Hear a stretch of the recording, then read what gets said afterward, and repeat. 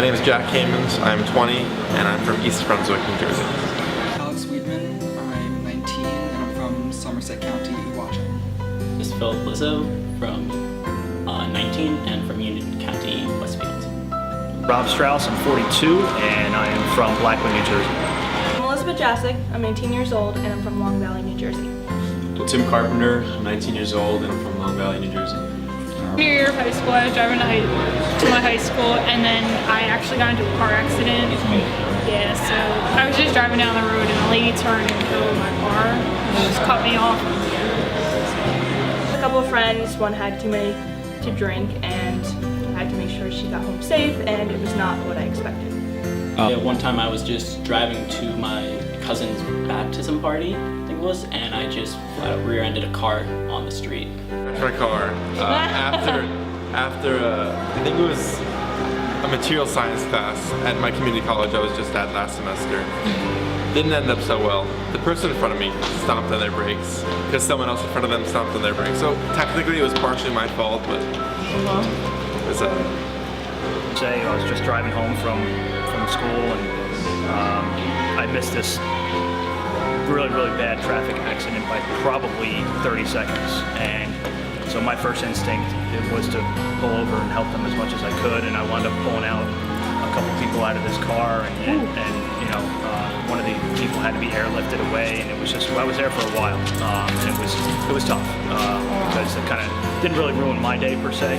I felt, made me feel actually a little bit better. I tried to help people, but it wasn't very good for them, obviously. So Yeah. So I wanted to take my dad's classic car out to get pictures taken with my friend, and I went to go start it, and I actually blew the alternator and the starter.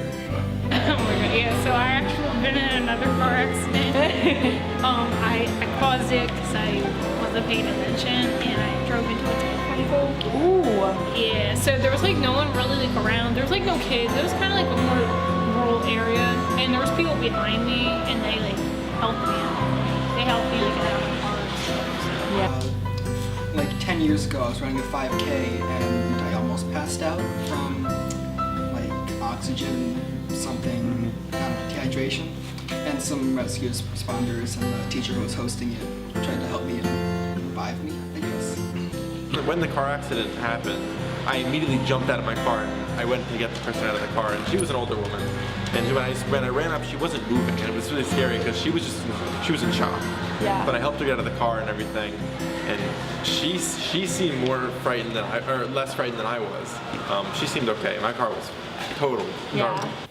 So I was in middle school and we saw this car on the side of the street, and my friends and I and her mom decided to stop and make sure she was okay because she was out of the car on the phone. So we made sure she was okay and everything was, but she was having an argument with her husband at the time, so they decided to pull over so nothing would actually truly happen. During the summer I lifeguard, so it's just all throughout the summer just always helping kids with scrapes or bloody noses, head injuries, and sometimes calling EMS. One time one girl, she just came walking into our lifeguard room just bloody nose, gushing out. We had to take her to the first aid room and figure out like medication that she was on that actually caused the blood vessels in her nose to break from swimming down. I have not actually helped someone before. You've never helped? You've never helped? Not before first responders. Thinking about it, like, what if something were to like happen here? Like, it does get me scared, like going out of my house and like coming to school and just going to like different events and stuff. I mean, yeah. I don't think so, because I don't really like big crowds to begin with. But you also have to be really cognizant of what's going on around you at all times, regardless of whether it was a Vegas shooting or even the most recent shooting out the other day at that bar. So I mean, you really have to just, in this day and age, unfortunately, you really have to be just careful, and some things you can control and some things you can't. I would say I'm a little bit, like, slightly more on edge because you can't really prevent someone from just going in a window and opening fire. You can't prevent that because it's random. So I don't really worry about it too much, but it's now in my head since it's so just common, I guess. I'll give an example. So I was in London, I think it was last summer. Ooh, The summer before that. And I went to, the first time I left the country, it was cool. And I went to a big concert in Hyde Park. I saw Tom Petty and the Lumineers. Actually, I think Tom Petty's last concert. Anyway, there were like 60, 70,000 people there. And I was nervous. I stood on my tippy toes. There were people for as far as I could see. And it was, I didn't want to get too close to the stage. I wasn't standing in the big stage crowd as much as I could. It was definitely in my mind the whole time. It just made me more aware of my surroundings, just looking out for people that I think could potentially do it, or just worrying about people around me and myself. So definitely being in an enclosed area, maybe like a stadium. But if we're talking about an open area, then no.